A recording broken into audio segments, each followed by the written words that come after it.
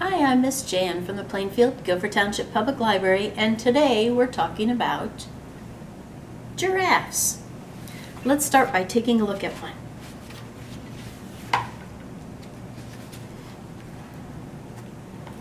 There's a picture of a real giraffe. You can see that it's very tall, much taller than the person, has long legs and long neck, and the food for giraffes is leaves from very tall trees, so their very long necks make it possible for them to get to their food. All right, very interesting. Let's start with the game. This is sort of a song that I'll sing, and I will pull out some little puppets, and your job is to shout out what it is. Like, for example, if I pulled out this one, we might shout out leopard. All right.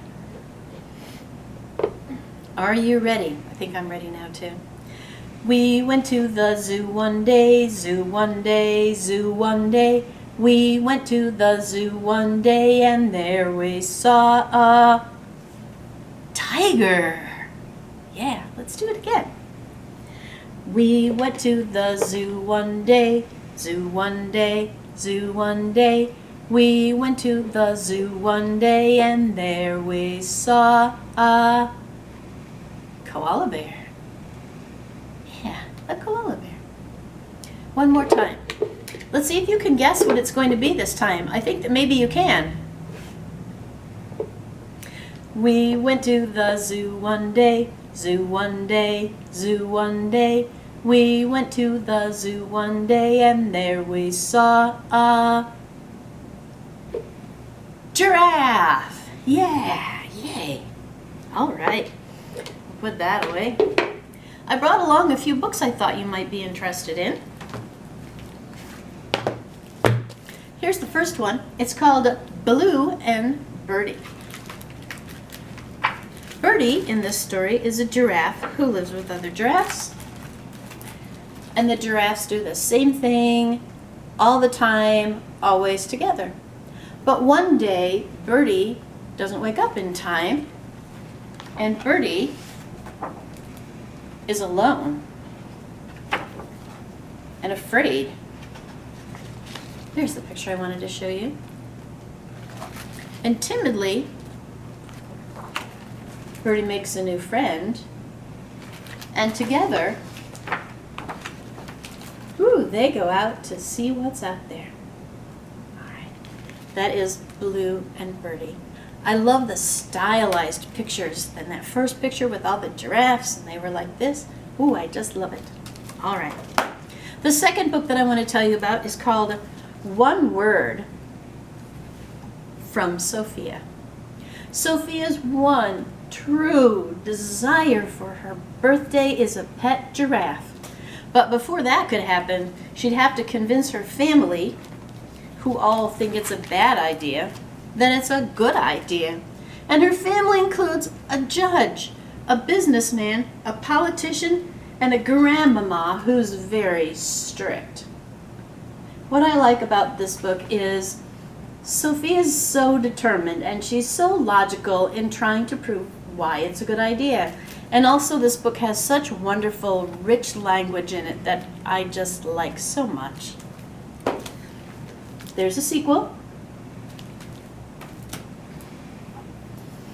I brought this one along just to show you in case you just want to learn a little bit more about giraffes. This is the one we peeked into before. And you can see it has a lot of picture and a little information, but it is an information book.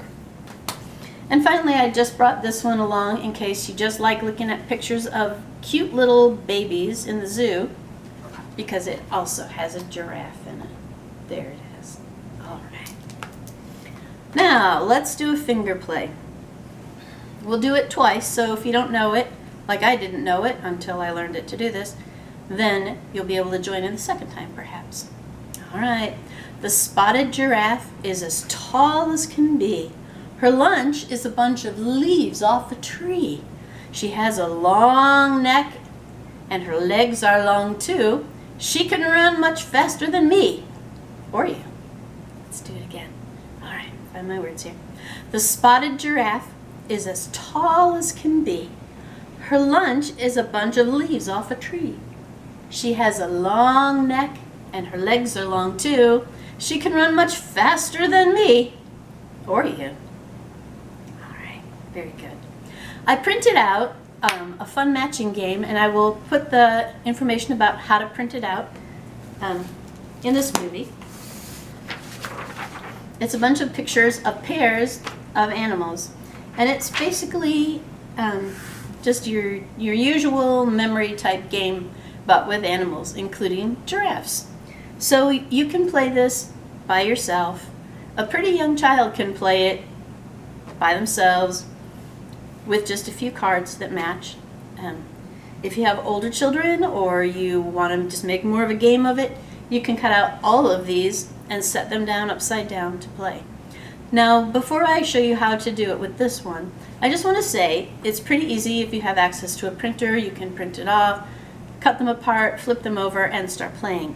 If you don't have access to a printer, that's okay, because if you can find a piece of paper, you can always make some grids, put some pictures on there like letters or shapes to match, and that will be a pretty fun game as well. So you can make this from scratch if that's what works for you. All right, so we're trying to find a match, so we'll take turns lifting them up. I'll flip over the first one. It's a giraffe. I'll flip off another one. It's a zebra. Those don't match. We'll turn them back over. And we'll try it again. There's the giraffe. There's the other giraffe. Hooray, now we have found the pair. So we could set it down, don't look, stir them around, and we would be ready to play again. All right, very good. I hope that you've enjoyed a little singing, a little games, a little books talk about giraffes, and thanks for being here with me today. Bye now.